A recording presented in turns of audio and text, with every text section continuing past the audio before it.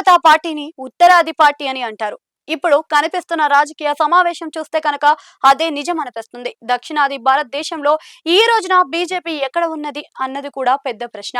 ఏపీలో బీజేపీ పొత్తుల బలంతోనే నెట్టుకొని వస్తుంది. తెలంగాణలో 2024లో కనిపించిన బలం కాస్త ఉప ఎన్నికల్లో, స్థానిక ఎన్నికల్లో తేలిపోయింది. కేరళలో 25% ఓట్ షేర్ కనీసంగా కొన్ని సీట్లు వస్తాయని అనుకుంటే ఆశించినది జరగలేదు.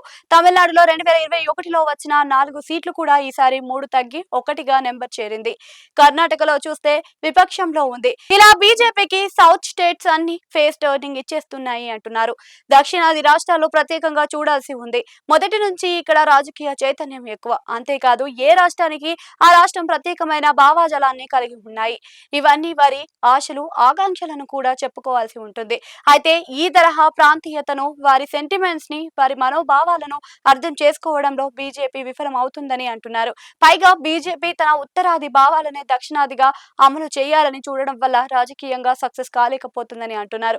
తమిళనాడులో తాజాగా బీజేపీకి రాజీనామా చేసిన అన్నమలై బీజేపీ మీద నిశితమైన విమర్శలు చేశారు. తమిళనాడులోని వాదాన్ని, సెంటిమెంట్స్ ని బీజేపీ పట్టించుకోలేకపోయిందని ఆయన అన్నారు. తాను మాత్రం తమిళనాడు ఫస్ట్ అన్నట్లుగానే ముందుకు సాగుతాను అని చెప్పారు. బీజేపీని తమిళనాడు సెంటిమెంట్స్ ని జోడించి ముందుకు తీసుకొని పోవడంతో తాను శయాశక్తుల ప్రయత్నాలు చేశానని కానీ సాధించలేకపోయానని కూడా అన్నమలై అన్నారు.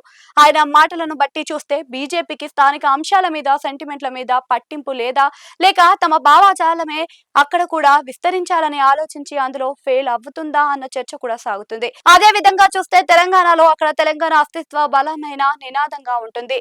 బీజేపీ ఇక్కడ కూడా తన భావాజాల వ్యాప్తికే చూస్తుందని తప్పించి లోకల్ గా ఉన్న నినాదాలను, విధానాలను గమనంలోకి తీసుకుపోవడం లేదు అన్నది కూడా ఉంది. అదే సమయంలోని కాంగ్రెస్ మాత్రం ప్రాంతీయ సెంటిమెంట్లను గౌరవిస్తూ వాటికి అనుగుణంగా తమ రాష్ట్రాల యూనిట్లతో కలిసి పనిచేస్తుందని అంటున్నారు. బీజేపీ ఒకే ఒక దేశం, ఒకే పార్టీ, ఒకే భావాజాలం నినాదమే అన్ని విధాలుగా దక్షిణాదిగా ఇబ్బంది పెడుతుంది అని కూడా అంటున్నారు. ఇక ఏపీలో చూస్తే పొత్తులతో బీజేపీ గెలిచింది, కానీ ఆ పార్టీ ప్రత్యేక హోదా విషయంలో జనాల సెంటిమెంట్ ని దెబ్బకొట్టింది అన్న ఆవేదన అయితే ఆంధ్రలో ఉంది. అలాగే ఢిల్లీ కంటే పెద్ద రాజధాని నిర్మిస్తామని, నిధులను ఇస్తామని చెప్పినా అమలు కాలేదు. విభజన హామీల సంగతి సరిగా ఉంది. జాతీయ ప్రాజెక్టు పోలవరం పుష్కర కాలమైనా పూర్తి కాలేదు. ఇక ఏపీ ప్రజలు ఆకాంక్షలు అయితే నెరవేరడం లేదన్న అసంతృప్తి ఉందని కూడా చెబుతున్నారు. ప్రాంతీయ భాషను, భావాన్ని అర్థం చేసుకుంటేనే తప్ప విజయాలు సమకూరవు. తమిళనాడులో తాజా ఫలితాలు బీజేపీకి అక్కడ చోటు లేదు అని తెలియజెప్పాయని అంటున్నారు. దానిని గ్రహించిన మీదటనే అన్నమలై పార్టీకి దూరంగా జరిగారని చెబుతున్నారు. మరోవైపు చూస్తే తెలంగాణలో బీజేపీ ఏమంతా గొప్పగా కూడా లేదు.